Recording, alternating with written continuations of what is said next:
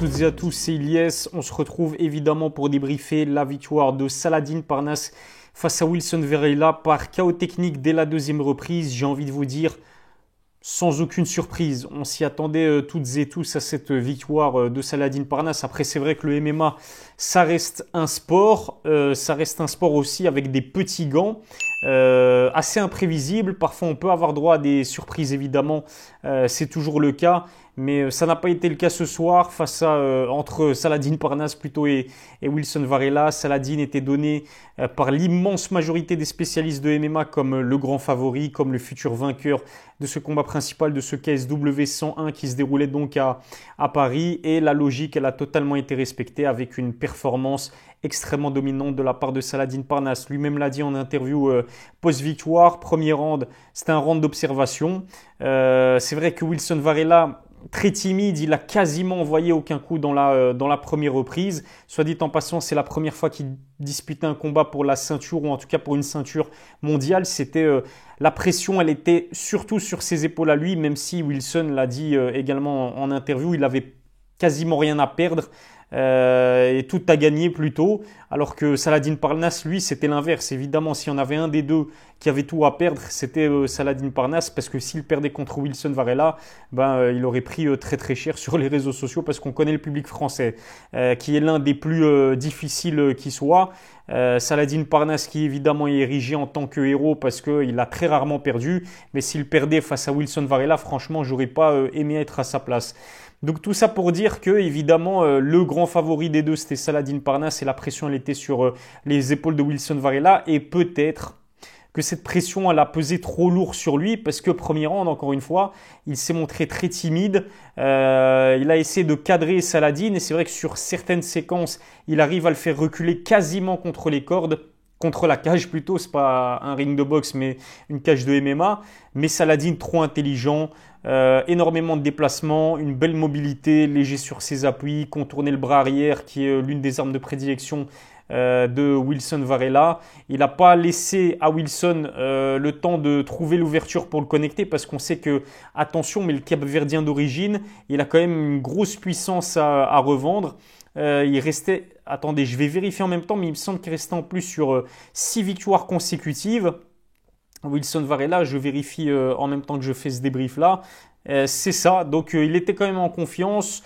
Sa dernière victoire, elle s'est faite contre Marian Ziolkowski, qui est quand même un nom au KSW, ancien champion au KSW. Il a battu aussi, il a finalisé Sébastien Rajewski. Donc il était en pleine confiance, mais encore une fois, face à l'expérience de Saladin Parnasse, malheureusement, on a senti que dans la première reprise, ça allait être compliqué pour Wilson. Une minute après la deuxième reprise, Saladin Parnasse connecte avec son bras arrière, en sachant que lui est gaucher, Wilson Varela est droitier.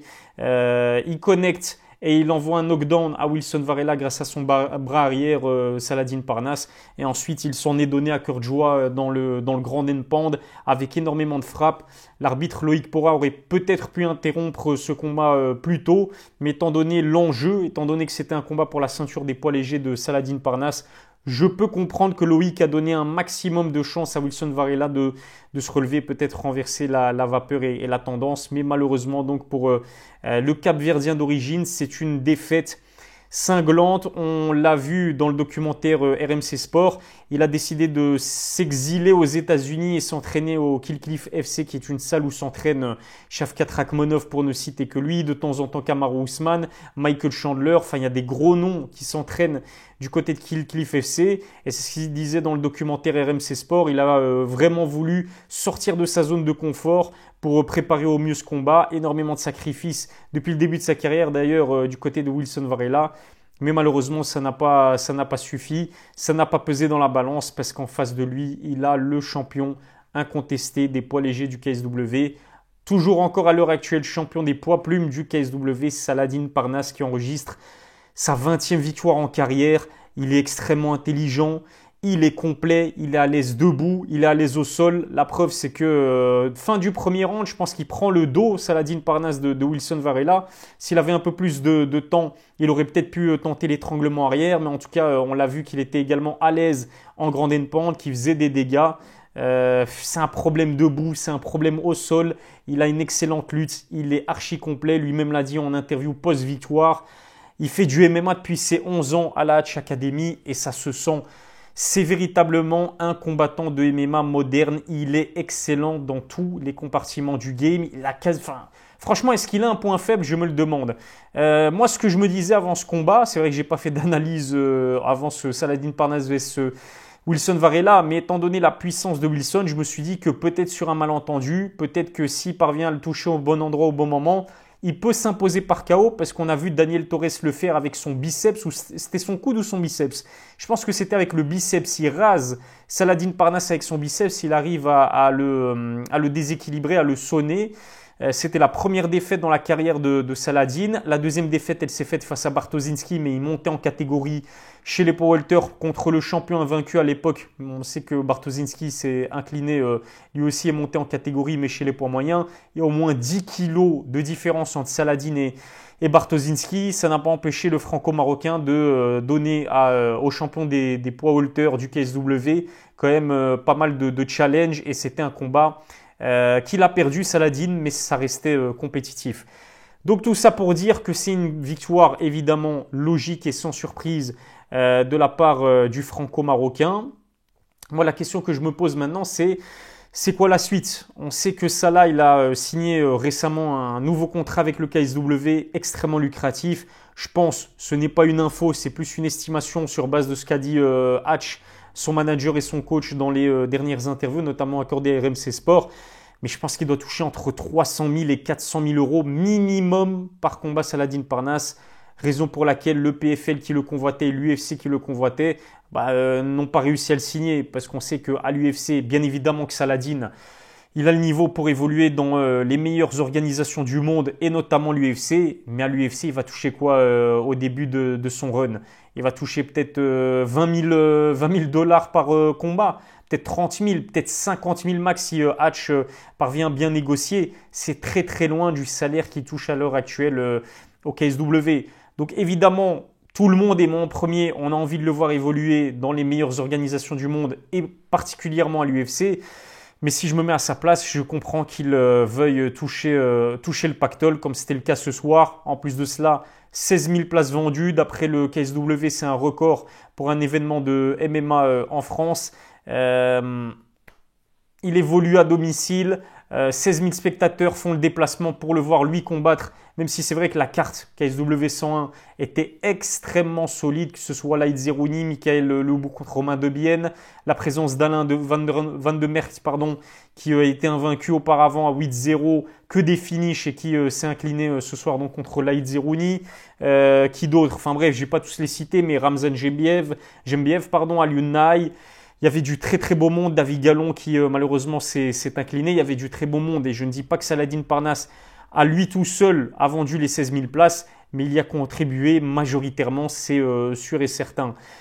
C'est la star ultime du KSW, c'est le chouchou des organisateurs, donc comment ne pas comprendre son choix de continuer de combattre au KSW et de se taper des 400 000, voire peut-être même des 500 000 euros par combat. Le problème, c'est que comme je le disais, qui va l'affronter maintenant? En fait, quel combat pourrait nous hyper en ce qui concerne Saladin Parnasse? Moi, j'en vois deux. Un rematch contre Bartoszynski, puisque Bartoszynski a perdu son dernier combat contre la légende Mamed Khalidov. Donc, il va redescendre chez Poids Welter et défendre sa ceinture.